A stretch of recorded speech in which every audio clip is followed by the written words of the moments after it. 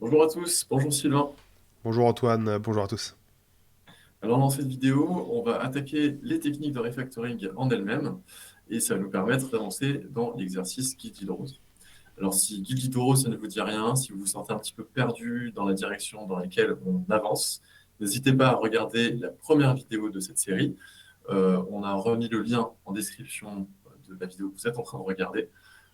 Ça vous aidera probablement à raccrocher un peu les wagons. Néanmoins, on peut quand même faire un petit rappel sur le cap qu'on s'était fixé. Alors, Que peux-tu nous dire, Sylvain, sur ce cap? alors, dans ce cap, ce que l'on avait vu, c'est que l'on souhaitait faire remonter les conditions qui portent sur les types d'items au plus haut niveau possible. On avait vu que dans le code, en fait, c'était quelque chose qui n'était pas le cas aujourd'hui, puisqu'on retrouve des conditions bien imbriquées un peu partout dans les ifs. Donc là, la question qu'on se posait, c'est par quoi on va commencer en termes de manipulation. Bien moi, la première chose que j'aime faire en général, c'est déjà regarder ce que me propose mon IDE. Ici, je peux voir que mon IDE me lève deux warnings dans mon fichier, donc un qui est affiché à l'écran ici, un plus bas dans le fichier. Et ce premier warning ici, en fait, mon IDE il me dit bah, on pourrait faire un fort un peu amélioré. Et en effet, ce fort un peu amélioré, il me fait gagner en lisibilité. Donc là, en 2 secondes, j'ai pu gagner en lisibilité, c'est très bien. J'accepte la modification. Le deuxième warning qui est plus bas, j'avais un item.quality moins item.quality. Ah, également, ça c'est quelque chose qui va toujours valoir 0, donc autant mettre 0, on y verra plus clair. Je réexécute mes tests quand même pour savoir si ce que m'a fait faire l'IDE n'arrive pas cassé le comportement de mon application. Alors là, je vois que tes tests passent toujours, Sylvain, c'est plutôt bien. Mais je me pose une question. Dans la première vidéo, on s'était dit que justement, on allait délimiter un périmètre, qu'on allait essayer de s'y tenir, d'être discipliné sur le fait de ne pas faire n'importe quel refactoring pour ne pas déraper finalement dans l'aboutissement de ce refactoring.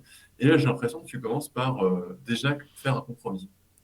Là, je comprends en tout cas ton ressenti ici.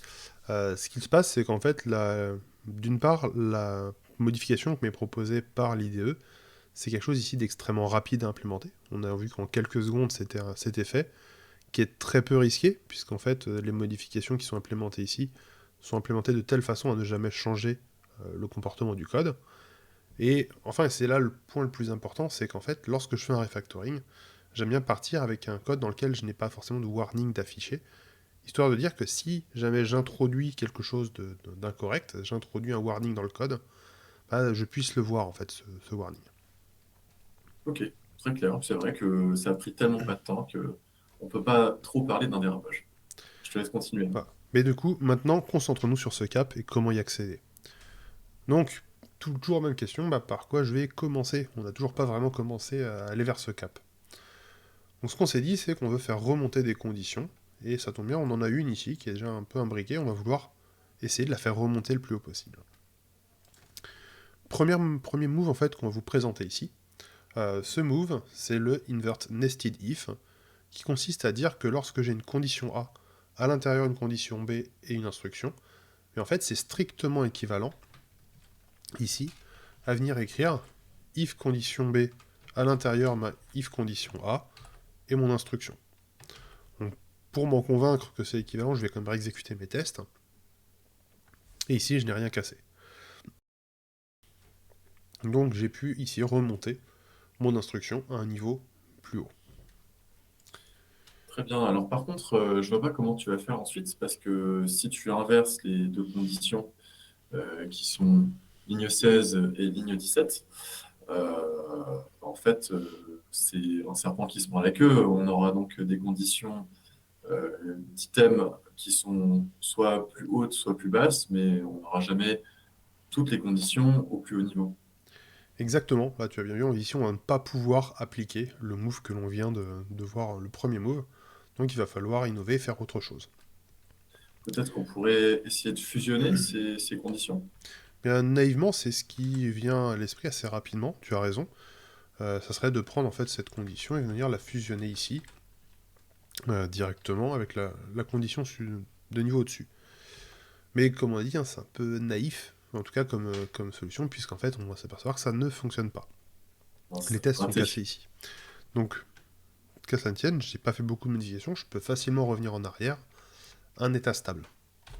Alors ça, c'est très important, hein, c'est que pendant un refactoring, si à un moment, vous avez des tests qui ne passent pas, plutôt que de se fatiguer à faire de l'analyse tout de suite, le mieux, c'est de revenir à un état stable. Comme ça, on a l'esprit tranquille.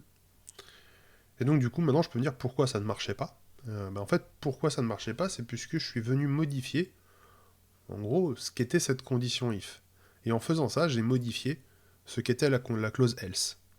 En fait, c'est cette clause else ici qui va m'embêter. Et j'aurais envie d'ici de me déverrouiller un petit peu l'esprit pour dire je veux que les deux blocs, le if et le else, soient des choses un peu séparées.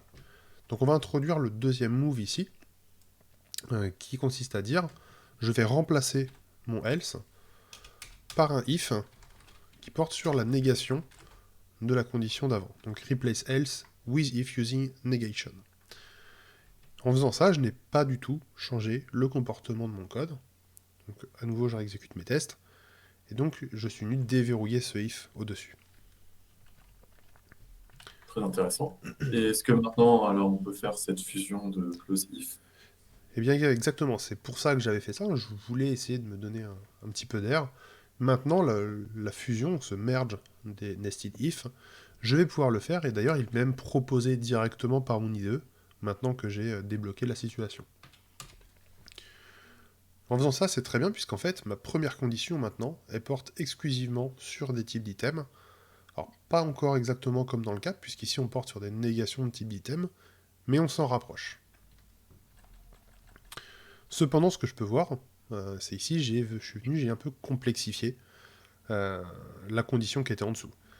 Ça, donc c'est un truc qu'il faut se dire que de temps en temps, on va s'autoriser à complexifier un petit peu le code pour se donner de l'air sur une autre partie du code. Ici, on a pu faire ça, simplifier la partie en haut. On pourra par la suite, du coup, se concentrer sur simplifier la complexité qu'on a ajoutée ici. D'accord, donc je suis rassuré, c'est pas définitif, c'est quelque chose qu'on va faire juste après, en fait. On va rendre plus Exactement. lisible juste après. On Ok. fera ça juste après, mais pour cette première vidéo, on va s'arrêter là sur les mouvements. Et juste avant de conclure, Antoine, est-ce que tu peux me dire ce que tu as retenu de ce qu'on s'est dit ici sur cette vidéo? Oui, en fait, moi, ce que je retiens de cette vidéo, c'est que c'est finalement possible assez souvent de décomposer en petits mouvements en refactoring, et surtout très intéressant, puisque quand on arrive à le faire, on se sent en maîtrise, on est sur quelque chose un petit peu de machinal, donc qui laisse assez peu de place à l'erreur. Et si jamais, malgré tout, on fait des erreurs, comme c'est arrivé plusieurs fois dans cette vidéo, il suffit de faire un petit CTRL Z pour revenir dans une situation stable, contrairement à si je rentre dans un effet tunnel et que lorsque mon test ne passe plus, ça va être très compliqué de savoir qu'est-ce qui était en cause dans cette erreur. Ça, c'est la première chose que je retiens. Puis aussi, je retiens les trois moves que tu as présentés. Donc, invert nested if, merge nested if, et enfin, lorsque le code est un petit peu trop verrouillé, le replace else with if using negation. En effet, et donc, ce qu'il faut faire attention, hein, c'est que souvent dans le code, ces clauses else, ce sont des clauses qui ont tendance à rendre le code plus rigide. Ici, on a vu qu'on ne pouvait pas vraiment appliquer d'inversion ou de fusion à cause d'elle. Donc on a vu qu'on pouvait déverrouiller un peu cette situation grâce à ce move de replace else with if using negation. Merci à tous, ce sera tout pour cette fois.